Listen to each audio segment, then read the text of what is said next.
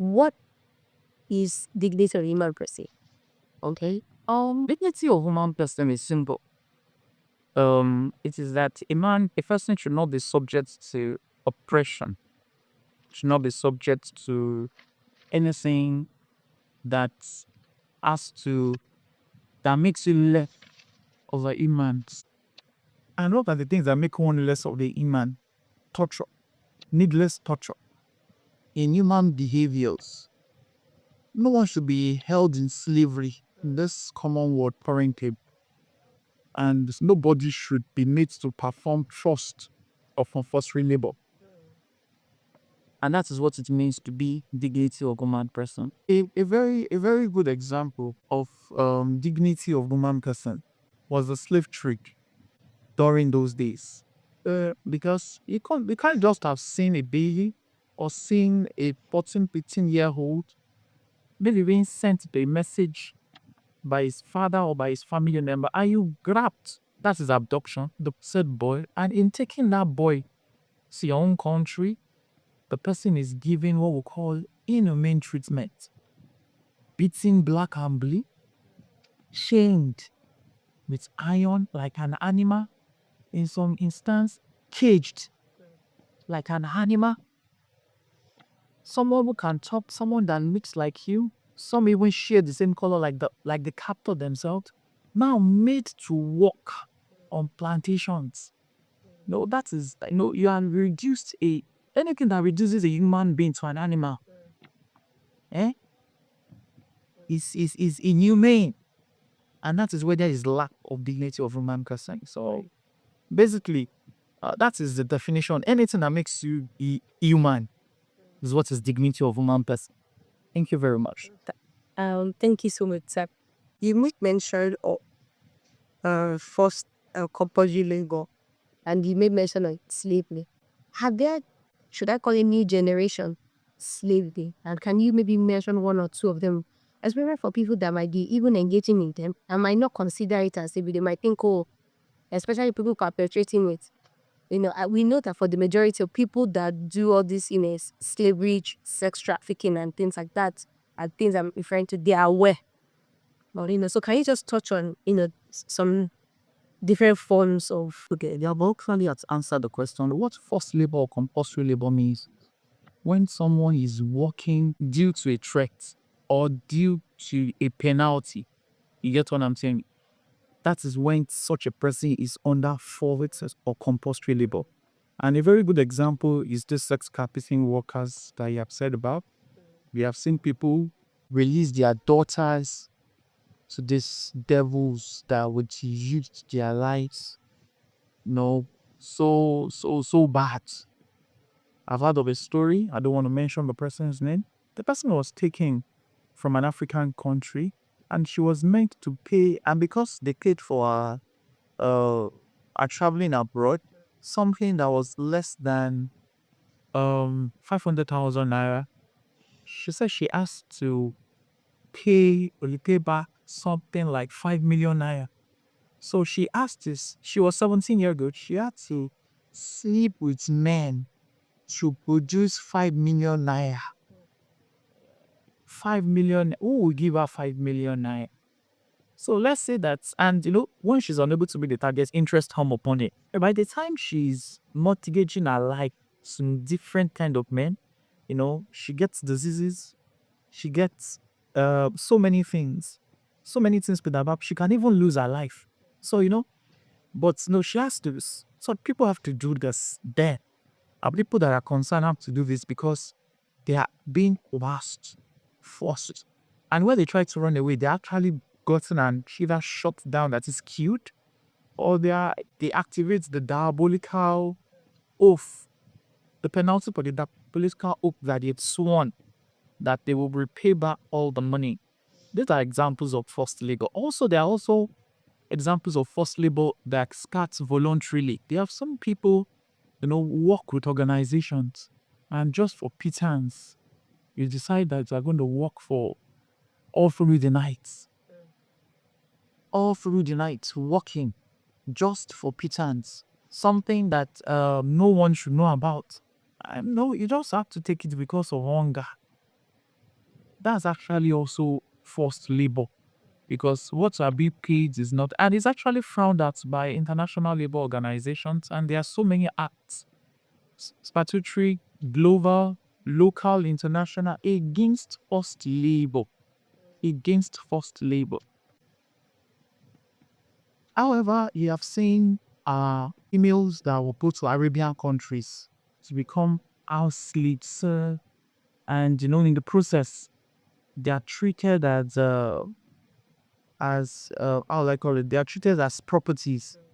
There was a video that went online that the wife of an Arabian wanted to discipline the maid, who is an African, obviously an African, and we were living at the top of a building, like a 12-story building, and he told the girl to hang on the window there. And then the girl hung on the window, and the girl was crying, and they shut the window. And people were like, he said she's punishing her. And I think, I didn't even watch the video to the end, but basically, two options. Maybe they pulled her in later, or maybe her hand slipped from bathrobe and she died. And when such things happens, no, they don't even know at home. So the death of such a person is just treated anyhow. Like I said, you can actually just approach relevant agencies of government or prosecution of such a thing. Although before people voluntarily enter into it, they actually paper signed, and you can't actually bring such under contracts. As I said, no action arises from a base cause, but it's much more criminal in nature. And the best death out of it is simple. Just ensure that relevant agencies are actually neat tight so that the law can take its course. And I think contentment should be the hallmark of every human being. Once one is contented, there's no reason. Although, to live a very good life, we have aspirations, but one should also pray about it. A lot of Nigerians and in other countries as illegal immigrants. Although there are a lot of illegal immigrants in Nigeria, especially from Asia and also from African countries, but we have Nigerians more as illegal immigrants all around the world. All around the world. Legal immigrants are always those who are victims of forced labor, and they won't want to say anything. Why? Because they are illegal immigrants. There's no legal reason why they should be where they ought to be at that particular point in time. So basically, and they won't want to report to immigration because that would attract instant deportation. So the best bet for trafficking, reports to the nearest agents. So now, can we talk about another right, which is the right to the freedom from discrimination? Tell us a little bit about what is discrimination. I think discrimination is when someone is just someone is judged, that is, someone is experiencing a separation, an ostracization, or being left alone because of flimsy, what I'll call flimsy reasons. Flimsy reasons such as race, flimsy reasons such as color, flimsy reasons such as gender or sex, flimsy reasons because of organization, flimsy reasons because of soul of religion, there's a reason because of even food. Flimsy reasons because of even the way the person dresses. That is actually discrimination. And that is for someone to be going through prejudices. Yes. Without even knowing why they are doing what they are doing or why they are who they are. That is actually discrimination. And the 1999 Constitution is very, very assertive about it. No one should be discriminated on the basis of religion, ability, on the basis of worship, on the basis of race, on the basis of anything that has to do, that is innate, natural. No, I mean, what I want to say, my esteem in BT. What's the word I want to use that? We have situations where, especially let's say you want to get an opportunity, a job offer, they'll say because this person is female, he can't do the work. Or they'll say because he's Yoruba, because he's Igbo, or because he's Hausa, or from any tribe, Or you find even his agency where let's say they want to marry somebody, say, oh, because you understand what I'm trying to say. I mean, these things happen. What would you recommend? Or how would you recommend? How do we proceed? Or what are the things that can be done? Here's the way I will answer the question. When you board the plane, you don't ask for the nationality of the pilots. When you board the bus outside your town, you don't ask of the nationality of the driver. When you go to the market, most of the time you don't ask of the nationality of the person that you are buying from before you buy. Actually, that ought to be the way a proper society should be. But currently in Nigeria, because some people are vexed and some people are not happy, some people have decided to spread hate, bigotry, tribal sentiment, and all those things are actually not necessary. Because once you start to spread hate, bigotry, tribal sentiment, it shows the kind of person you, and it means it's an alarm that people should avoid you.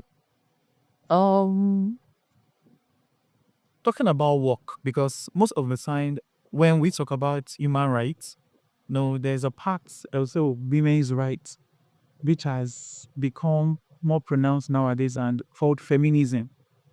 I I am against to discrimination against women at their jobs. Truly, uh, we have seen women change the tide of soul things in many organizations. I've seen women who are great businessmen and they can actually they are even better off than the male counterparts. And well, the way God has created human beings, created us as stood as perfect. So I don't believe there should be any discrimination on the basis of sex. It's even against the constitution and not just it. So I said that to say is that when it comes to also try, you should be tolerant.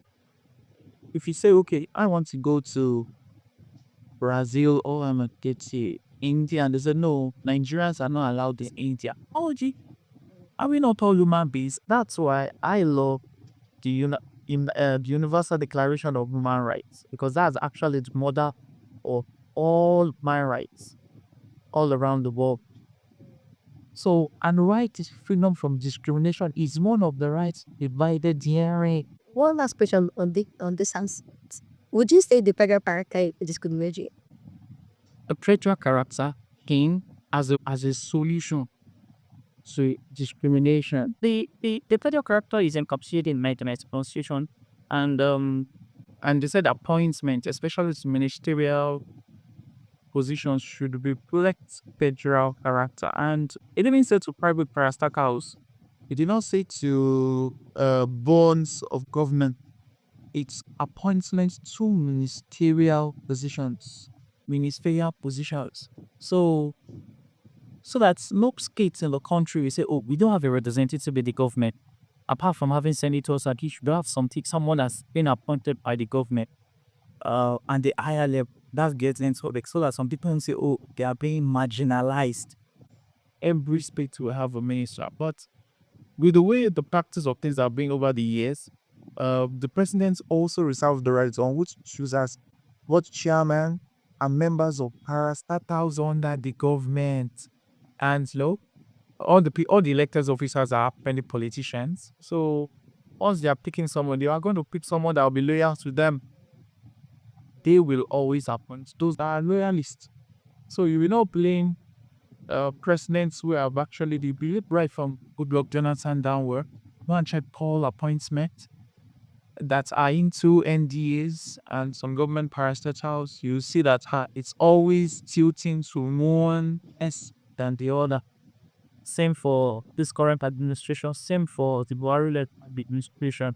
So it's as if it's also becoming that, okay, the nationality of the president or the tribe of president, they actually have more these areas.